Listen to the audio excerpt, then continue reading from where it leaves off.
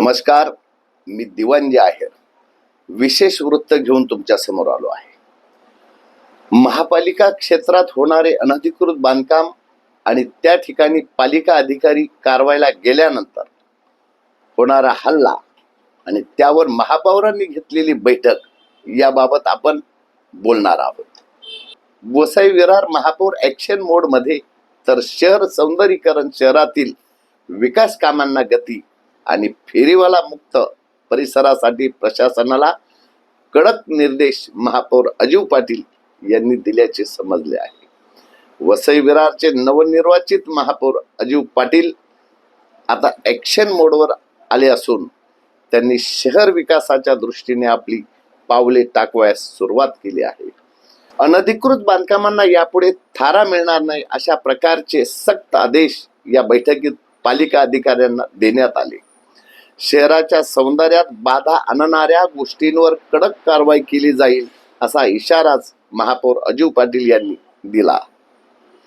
शहरातील सर्वसामान्य नागरिक, शेतकरी आणि स्थानिक लोकप्रतिनिधींना विश्वासात घेऊन आपण सुंदर आणि सुरक्षित वसई विरारच्या बांधणीसाठी प्रामाणिक प्रयत्नातून आपले योगदान देऊ अशी ग्वाही त्यांनी या बैठकीदरम्यान दिली आहे. या बैठकीदरम्यान या गंभीर विषयाकडे देखील नजर फिरवण्यात आली आहे. ती म्हणजे पेलार प्रभागातील जाबरपाडा येथे महापालिकेच्या पथकावर अनधिकृत बांधकामावर कारवाई दरम्यान भूमाफियांकडून मोठ्या प्रमाणात हल्ला झाला. त्यावेळी महापालिका पेलार प्रभागाच्या महिला सहाय्यक आयुक्त अश्विनी मोरे यांनी रकीब चौधरी, जावेद चौधरी, जावेद खान, धर्मेंद्र यादव, मोहम्मद मिट्टीवाला, पवन यादव, गौरव यादव, कल्लू यादव, संजय सिंग, राजू यादव, शीला नामकुडा, शकील चौधरी आणि इम्तियाज चौधरी यांसह काही वाहन चालक, मालक व अन्य 25 ते 30 जणांच्या अनोळखी महिला व पुरुष यांच्यावर गुन्हा दाखल केला अशी पेलार पोलीस ठाणे येथे नोंद आहे. त्या नोंदीमध्ये रजिस्टर क्रमांक 81/2026 भारतीय न्याय संहिता कलम 132, 352, 351 चा 2, 189 चा 2, 191 चा 2 आणि 190, 193, 126 चा 2 प्रमाणे गुन्हे दाखल केले आहेत. या परिसरात असाही प्रश्न या घटनेनंतर उपस्थित होतो की बोईसर मतदारसंघाचे आमदार विलास तरे हे आमदार झाल्यापासून याच मतदारसंघात अनधिकृत बांधकामांचा उच्चांक झाला असून त्यांनी या घटनेवर म्हणजेच महापालिकेच्या पथकावर झालेल्या हल्ल्याबाबत काहीच प्रतिक्रिया का व्यक्त केली नाही.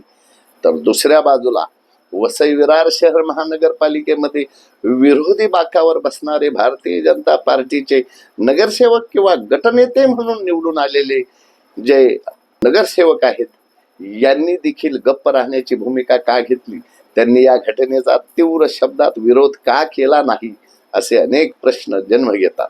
असो, महानगरपालिकेच्या मुख्यालयात महापौर अजीव पाटील यांच्या अध्यक्षतेखाली या झालेल्या महत्त्वपूर्ण बैठकीला विशेष महत्त्व प्राप्त झाले आहे.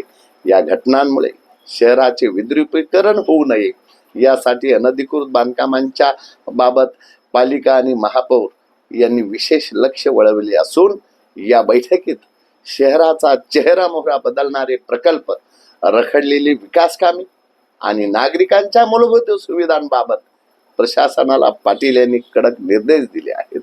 बहुजन विकास आघाडीचे अध्यक्ष हितेंद्र ठाकूर आणि माजी आमदार क्षितिज ठाकूर यांनी शहरवासियांना दिलेल्या विकास कामांची वचने प्रत्यक्षात आणण्यासाठी या बैठकीत सविस्तर विचार विनिमय झाला.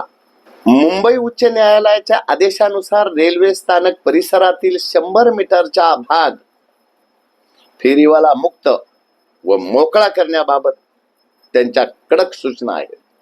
त्यामुळे भूमाफिया अर्थात अनधिकृत बांधकाम यावर तर प्रशासनाची करडी नजर आता असणारच.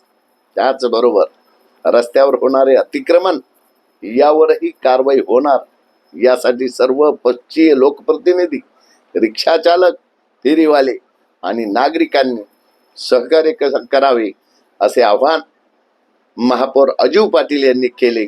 या बैठकी प्रसंगी उपमहापौर मार्शल लोपिस, नगरसेवक प्रवीण शेट्टी, प्रफुल्ल साने यांसह पालिका आयुक्त मनोज कुमार सूर्यवंशी, अतिरिक्त आयुक्त दीपक सावंत व संजय हेरवाडे यांच्यासह सर्व विभागाचे उपायुक्त आणि महापालिका अधिकारी यावेळी उपस्थित होते।